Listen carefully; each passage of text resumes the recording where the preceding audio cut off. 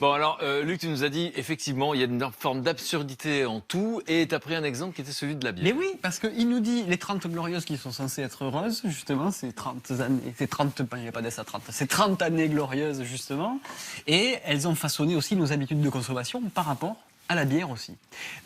En France, on n'est pas des grands buveurs de bière. On est des buveurs de vin plutôt, mais c'est pas trop nous.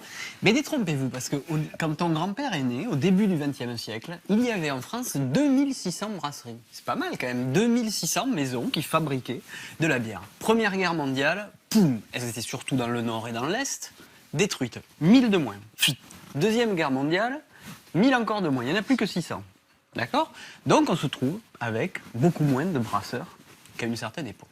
Et donc, au sortir de la guerre, il a fallu reconstruire la France. Et là, le grand capital arrive, avec ses grands pieds. Et, et qu'est-ce qui se passe ? On a des grands industriels qui décident de standardiser le goût de la bière, uniformiser la bière. À tel point qu'au début des années 80, quand moi j'avais voilà. 18 ans. Non, même Tu dansais la boum avec Sophie Marceau. Là, ouais, voilà. Ouais, à ma période boom, il n'y avait plus que 22 brasseries en France. Quelque chose, une identité qui s'était perdue, quoi. Mais il y en a qui ont refusé. Il y en a qui ont refusé cette fatalité de la bière. Et depuis une dizaine d'années, tout un tas de petites brasseries. Des petits locales. Juliens partout. Oui, exactement. Ouais, ils se sont dit, on en a marre d'avoir un truc uniforme, pas bon et pas terrible. Et donc, ils se sont mis à créer leur micro-brasserie, leur brasserie artisanale. Aujourd'hui, en 10 ans, on est passé de, une centaine à 800 brasseurs et qui font des brasseries locales. Alors, il y en a qui viennent de Corse et on y met notre identité dedans. Elle a un goût de châtaigne parce qu'on y met de la châtaigne.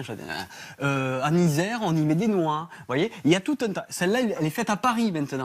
On fabrique de la bière à l'intérieur de Paris. Qu'est-ce que ça nous dit ? C'est l'eau de la Seine. Non, Non, peut-être pas. Mais ce que ça nous dit, c'est que on peut redevenir acteur de ce qu'on mange. Et ça, je rejoins tout à fait Mathieu par rapport à ça, c'est très important. Il faut se réapproprier ce qu'on mange et pas toujours accepter. Là. Et du coup, j'ai trouvé ça fabuleux. On peut maintenant faire sa bière. On peut trouver des kits où on fabrique. Ça, c'est de l'orge maltais. On trouve de l'orge, on y met du houblon, on fait des infusions, c'est très compliqué. Et on rajoute du houblon, on rajoute de la levure, et c'est tout un processus qui est assez complexe, mais qui est très amusant à faire en famille. Quand un industriel fait une bière, il la standardise, il met 5 jours. Quand un petit brasseur fait une bière comme ça, elle prend son temps. Elle va mettre 6 mois, la bière, d'accord ? Elle va maturer, elle va changer de goût, d'accord ? Donc maintenant... D'accord. Oh, d'accord. Donc, en tout cas, ça existe. Moi, je trouve ça très bien. Et ça décrit notre identité régionale. Et ça fait ce que nous sommes. Et ça me plaît beaucoup. Il y a même maintenant un diplôme en birologie qui est dispensé à l'Université de La Rochelle depuis 2008. Vous voulez passer Eh le ben, diplôme ? Je trouve ça. Ça, J'ai un alors, ami, On a un ami qui essaye de... essaie de monter percer sa là-dedans. brasserie. Mais bien Il sûr. ne trouve pas de financement. Il ne trouve Mais pas de bien financement.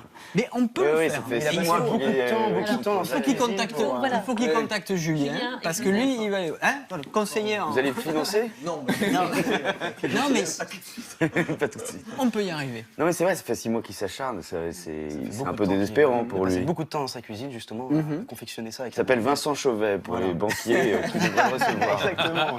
Pardon, mais c'est important de Elle parler de votre s'appellera la pote. Superbe, si jamais un jour ça sort. Comment ça s'appellera ? La Superbe. Il a protégé le nom, j'espère. Oui, moi Oui. j'aimerais bien qu'il... Ça y est. Bon, bah voilà. Son concurrent qui veut l'appeler la Superbe. Je viens de lui pourrir tout espoir de réussir dans la vie. Vincent, T'es très bon à la télé. mais non, on est à la table. Il est un homme formidable. Non, pardon. Et donc, je sais pas pourquoi je prends l'accent.